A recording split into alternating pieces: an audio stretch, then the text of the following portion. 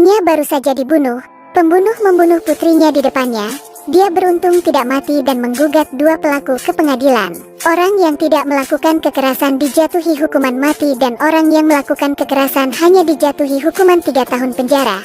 Hanya karena orang tersebut memiliki hubungan. Mengakhiri persidangan, si pembunuh dan hakim berjabat tangan untuk berterima kasih. Adegan ini semua dilihat oleh pemeran utama pria. Matanya sangat sedih, perlahan menjadi dingin, pahit dan penuh kebencian. Pemeran utama pria tidak melangkah maju tetapi berbalik. Kali ini dia menghilang selama 10 tahun. Suatu hari 10 tahun kemudian, pembunuh yang dijatuhi hukuman mati akan dieksekusi. Dia akan mati tanpa rasa sakit. Ketika obat itu disuntikkan perlahan ke dalam tubuhnya, tabung pertama, tabung kedua dan tabung ketiga, dia berjuang keras.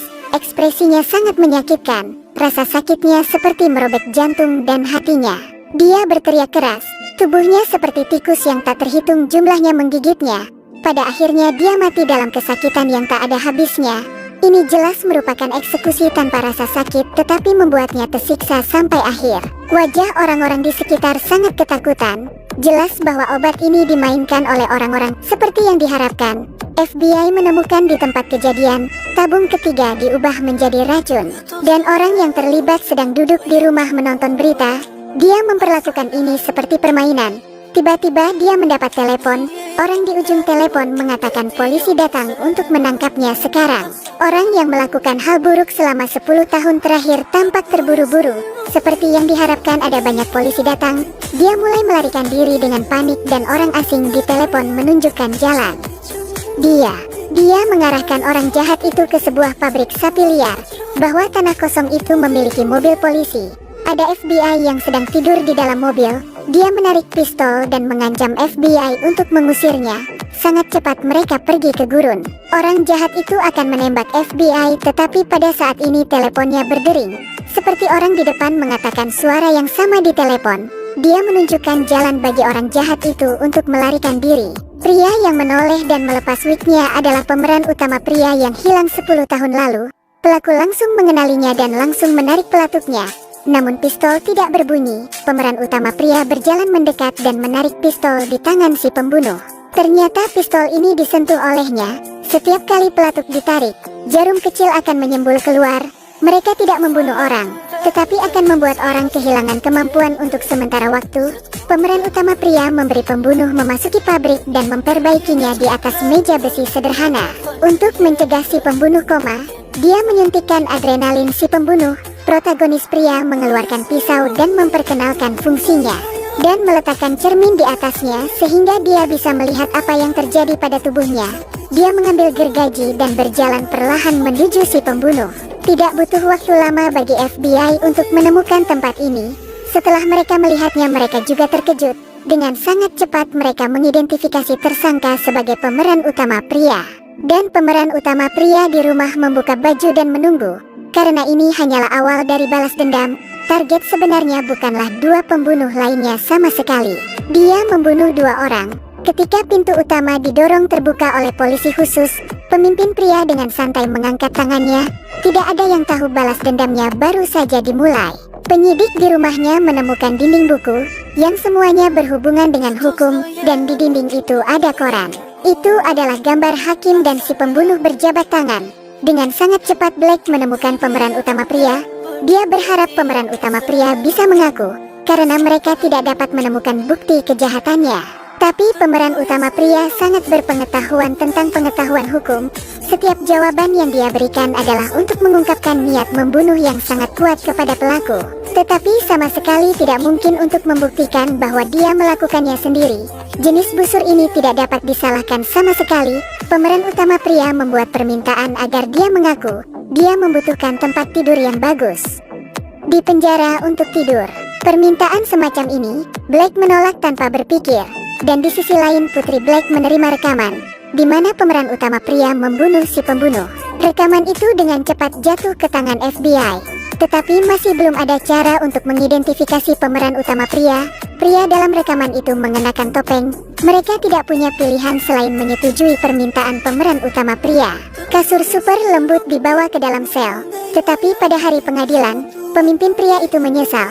Dia menyangkal semua tuduhan dan mengatakan bahwa dia adalah warga negara yang taat hukum. Tanpa ada bukti untuk membuktikan dia bersalah, dia menceritakan kasus yang tidak adil terkait kasusnya. Semua orang terkejut. Pengadilan harus menyatakan dia tidak bersalah dan membebaskannya.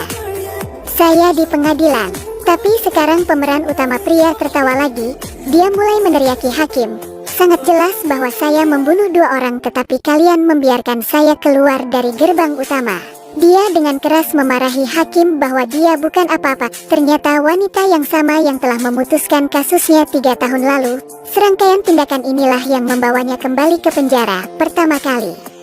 Hei, dia berbicara dengan jelas dengan Black dan mengakui pelanggarannya. Setelah membicarakan hal-hal ini, pemeran utama pria mengajukan permintaan lain kepada Black. Dia ingin makan steak di restoran bintang 5 pada jam 1. Black tentu saja tidak setuju karena dia sudah mendapatkan bukti. Saat ini pemeran utama pria menyebutkan nama pengacara. Ternyata dia telah menangkap pengacara yang membela pelaku 10 tahun yang lalu. Black keluar untuk menyelidiki dan memang pengacara menghilang 3 tahun yang lalu. Black hanya bisa mengatur Steak. Direktur penjara tidak terlalu senang dengan tindakan ini. Steak melewati pemeriksaan keamanan yang tak terhitung jumlahnya. Ketika mereka didorong ke sel pemimpin pria, semua narapidana di sana gelisah. Pertama kasur yang bagus, sekarang steak kelas atas. Ketika pemimpin pria makan steak, itu sudah 8 menit terlambat. Dia masih memberitahu Black di mana pengacara itu. Mereka terbang ke sana dengan pesawat. Ketika mereka membuka tutupnya, pengacara itu sudah mati di sana. Waktu kematiannya baru saja atau 8 menit yang lalu. Oksigen yang dia berikan kepada pengacara di tanah dihitung dengan presisi hingga detik. Pria di penjara itu memegang sampel tulang di tangannya. Dia berpura-pura dekat dengan narapidananya, lalu menikamnya sekali. Setelah direktur penjara mengetahui bahwa dia sangat marah, dia memenjarakan pemimpin pria di sebuah ruangan gelap, di mana bahkan tidak ada penjaga penjara. Dan tak lama setelah Black, seorang komando mengetahui identitas mantan pemimpin pria itu. Ternyata dia dulunya adalah komando utama Departemen Komando. Dia adalah orang yang berpikiran. Dia tidak pernah gagal menyelesaikan tugas. Dia masuk penjara karena dia menginginkannya. Dia membunuh narapidananya tidak sepenuhnya karena kemauan, tetapi sebuah langkah dalam perhitungannya.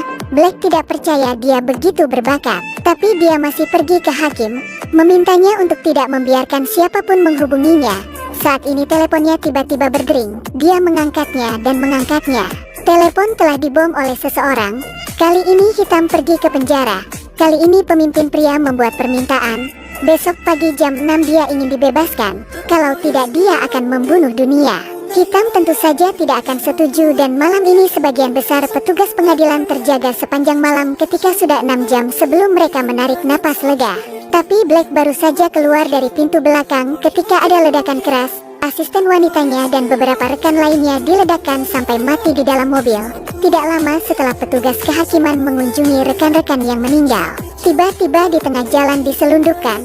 Setelah kehabisan amunisi, menembakkan roket. Kejadian ini membuat wali kota sangat ketakutan. Seluruh kota menjadi waspada dan memblokade seluruh kota. Setiap sudut memiliki seorang pria bersenjata FBI dan Black terus menyelidiki secara diam-diam. Akhirnya menemukan rumah pemimpin pria. Dia dan rekan-rekannya pergi ke sana.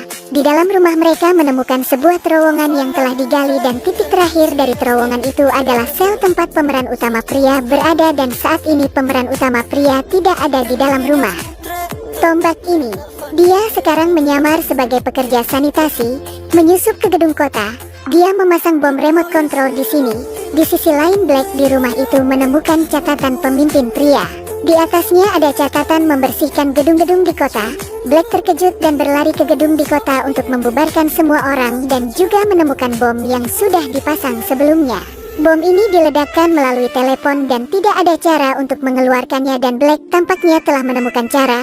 Tidak lama setelah pemeran utama pria merangkak ke dalam penjara dari terowongan, Black telah menunggunya di sini untuk waktu yang lama. Apakah Anda akhirnya tahu? Kali ini dia ingin mendiskusikan persyaratan dengan Black. Saya tidak akan membicarakan ini dengan penjahat yang Anda ajarkan kepada saya. Setelah pemeran utama pria mendengar apa yang dia lakukan, tunggu adalah pepatah ini. Musuhnya dari awal hingga akhir bukanlah hitam, tetapi seluruh rezim korup, yaitu musuh, objek yang ingin dia hancurkan. Blake masih ingin menyarankan pemimpin laki-laki untuk melepaskan, tetapi dia masih menekan tombol untuk meledakkan bom. Blake buru-buru berlari keluar dan menutup pintu, dan terowongan di belakang juga tertutup. Ternyata bom itu segera diletakkan di bawah tempat tidur pemeran utama pria. Tetapi setelah dia menemukannya, dia tersenyum. Dia sepertinya sudah meramalkan segalanya. Dia duduk di tempat tidur dan mengeluarkan gelang putrinya. Kali ini dia akhirnya pergi untuk menemukan putrinya dengan ketenangan pikiran. Dengan api mulai menyebar, pekerjaan penebusan terakhirnya selesai. Dia tidak dapat mengubah seluruh rezim sendirian, tetapi menggunakan kematiannya sendiri sebagai ganti jaksa yang adil yang melindungi keadilan. Film hari ini akan segera berakhir. Sampai jumpa.